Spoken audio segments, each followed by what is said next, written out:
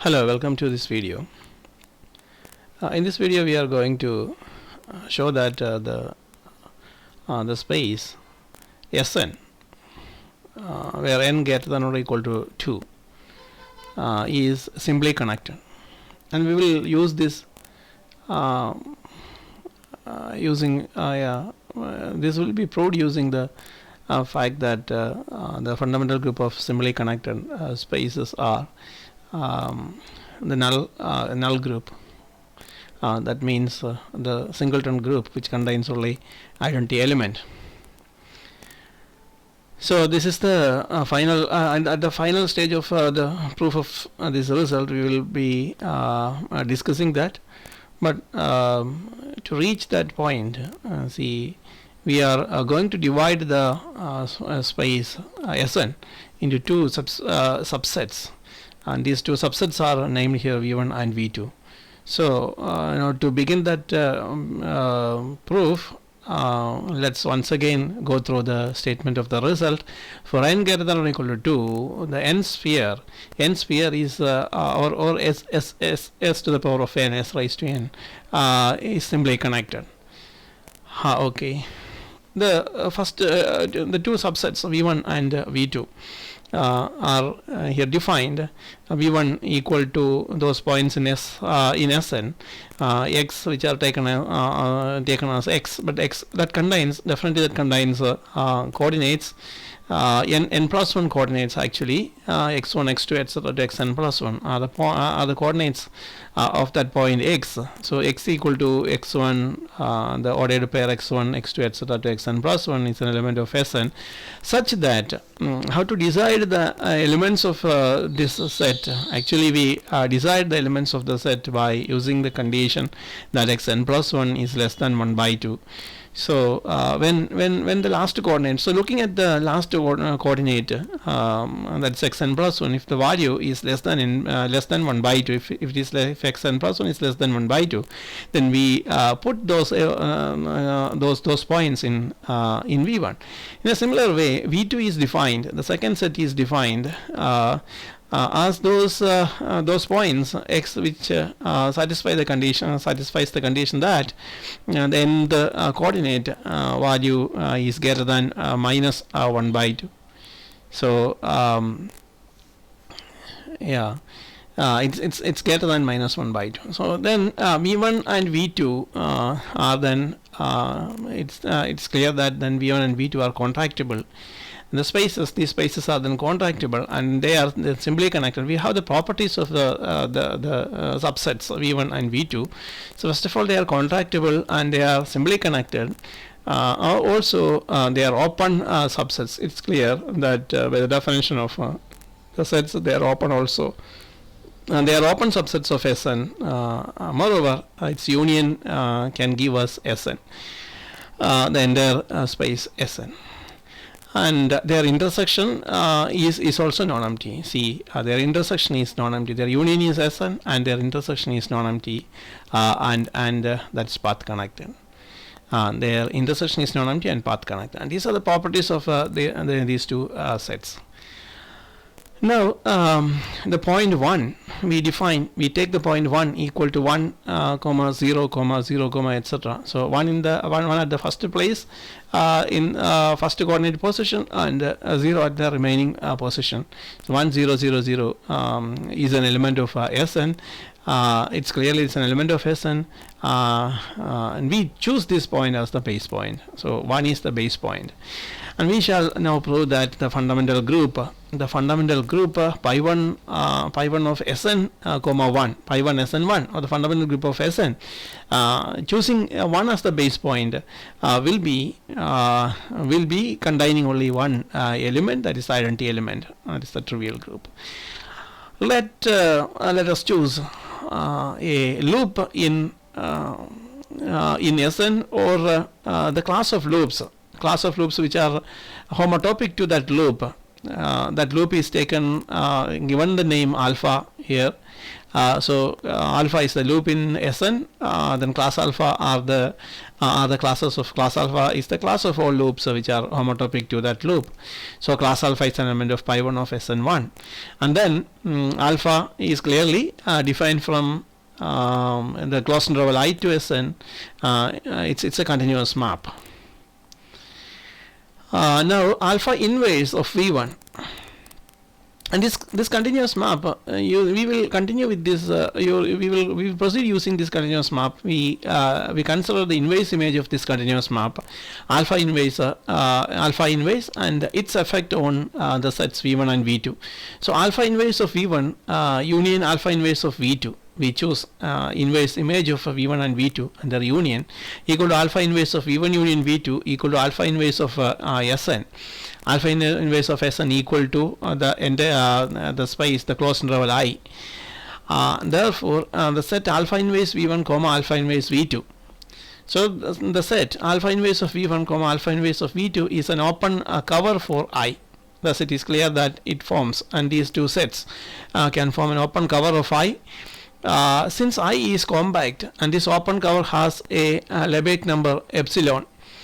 Okay, now using that compactness property of I, we can say that there is, since this is an open cover for that compact space, then it has a Lebesgue number epsilon, and then choose a partition. We choose a partition 0 equal to, by choosing 0 equal to the starting the first point 0 equal to S0, then less than S1, less than S2, etc., less than Sm equal to Sm can be taken equal to 1 of the closed interval. The partition, it is the partition of the closed interval 0 1.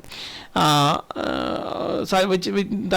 partition also satisfies this condition on Lebesgue number in such a way that each successive terms are terms in this partition. Each successive terms in this partition differ by less than epsilon. So you take two adjacent points in this partition, and then their difference will be less than epsilon. That is the relation of this partition with this with the Lebesgue number.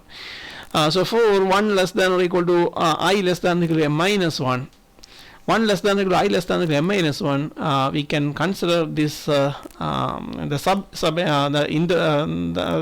subinterval Si plus 1. So let's consider the closed subinterval Si plus 1 for each value of I satisfying this condition will be a subset of either. So we can think about this subinterval, and it will be a subset of either alpha inverse of V1 or alpha inverse of V2. See, so for 0 less than or equal to I less than or equal to m minus 1, for 0 less than or equal to I less than or equal to m minus 1, alpha of the closed interval Si plus 1 will be then a subset of. Then we apply the alpha on this on the interval. Alpha of we take the alpha image of the closed interval. Alpha of Si plus 1 will be the subset of either V1 or V2. And then we define alpha I of t. We define alpha I of t equal to alpha of 1 minus t Si plus t into Si plus 1. We define alpha I of t. So it is going to be a path. So alpha I of t is defined as alpha of 1 minus 1 Si, 1 minus t, alpha of 1 minus t into Si plus t into Si plus 1, where for each t an element of I, then it produces a sequence. See, we get a sequence. As a result, we get a sequence alpha I, where I varies from 0 to m minus 1 of paths in Sn. Thus we are going to get a path. Each one is a path. Each alpha I t is a path according to this definition, and thus we get a sequence of path for different values of I. We get a sequence of paths in Sn, and for this path for which alpha I of I equal to alpha of I equal to alpha of Si plus 1 is a subset of for this value. See, since this is defined for each t in I, here we consider complete variation of t in I, and so it's a complete path each path is complete path. So alpha I of I, that's why we take alpha I of I, it's equal to alpha of si plus 1, is a subset of the simply connected set ui for which equals v1 or v2.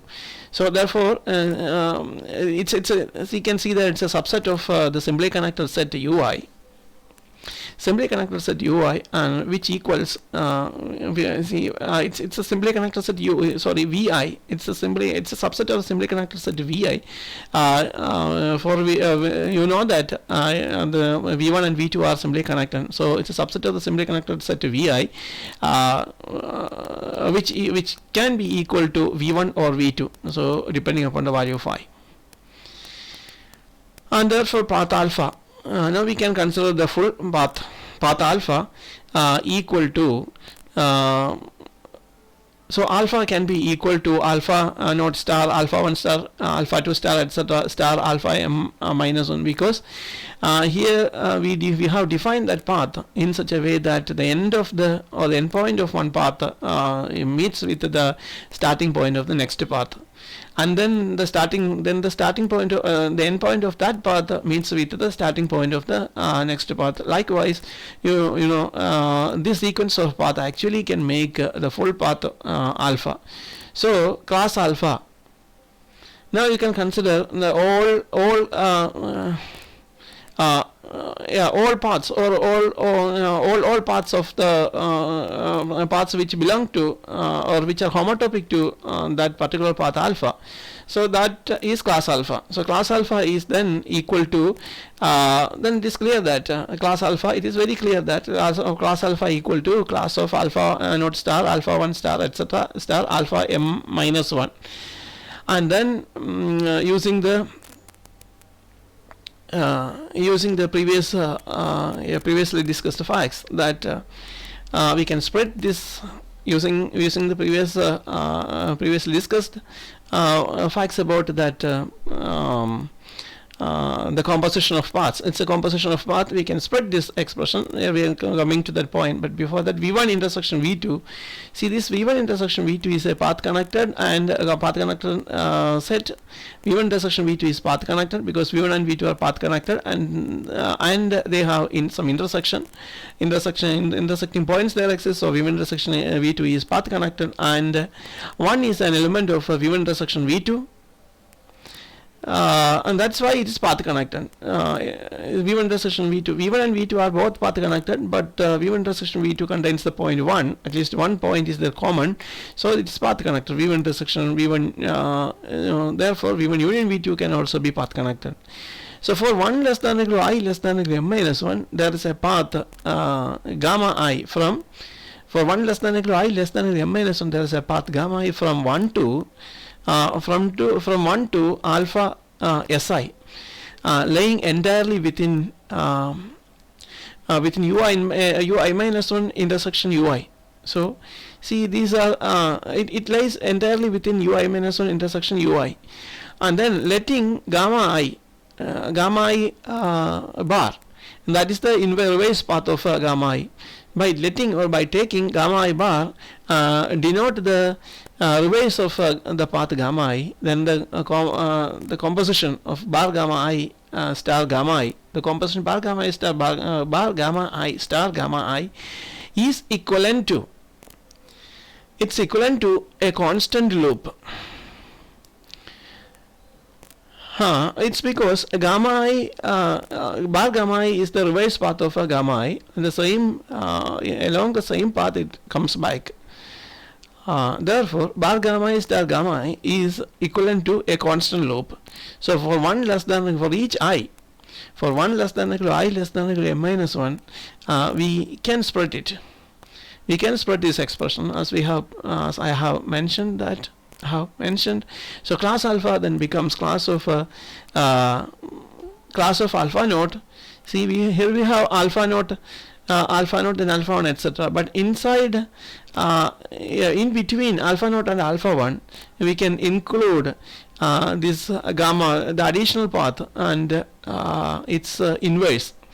an additional path and its inverse can be suitably inserted before splitting it. So alpha naught star bar gamma 1 star gamma 1, then star alpha 1, star bar gamma 2 star gamma 2, then star gamma 2, and star alpha 2 gamma 2, then star alpha 2, etc. etc. Then finally bar gamma n minus 1, bar gamma m minus 1 star gamma m minus 1 star alpha m minus 1. After that, you can suitably you can take them, you can group them by considering that their relationship. Here by considering their relationship, we can group them. Then we get the group class and after grouping them we can split that groups, and then finally you can write it as the operations between the classes. So class of alpha naught star gamma bar gamma 1 dot class of alpha 1 star alpha class of gamma 1 star class of gamma 1 star alpha 1 star bar gamma gamma 2 dot etc. etc. Finally we get class dot class gamma m minus 1 star alpha m minus 1. So see here each equivalence class, here all these are equivalence classes, each equivalence class in this product. So we write it as the product, as the operation between the equivalence classes.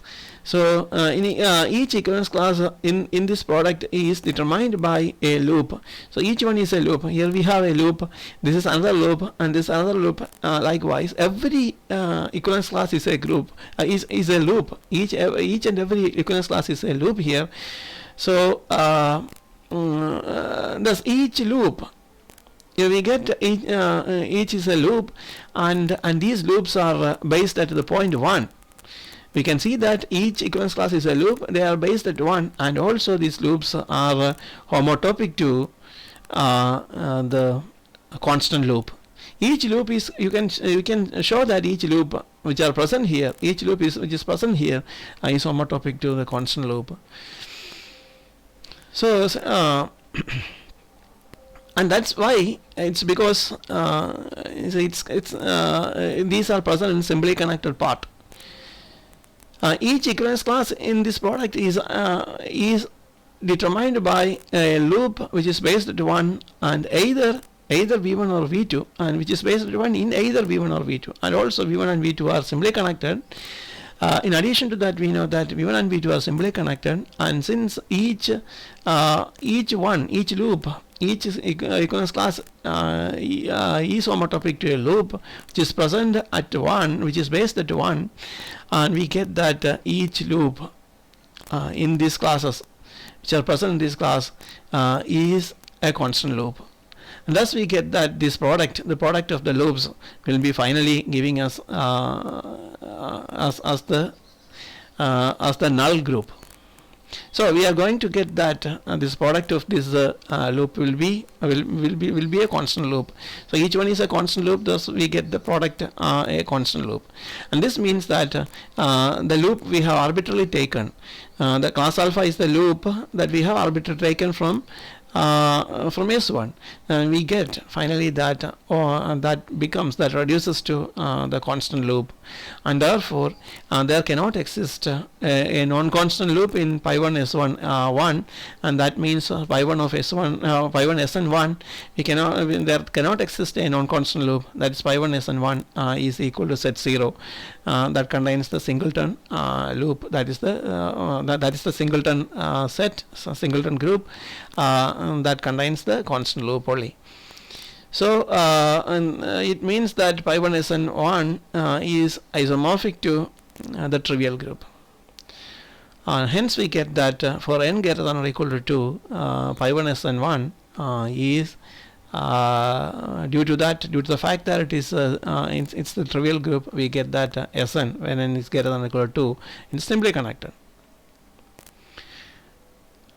But we additionally we can note that S1 when it's an exceptional case when n is equal to 1, that is S1, it is not simply connected, S1 is not simply connected, and also we can recall that the fundamental group of S1 is isomorphic to Z. Okay, thank you.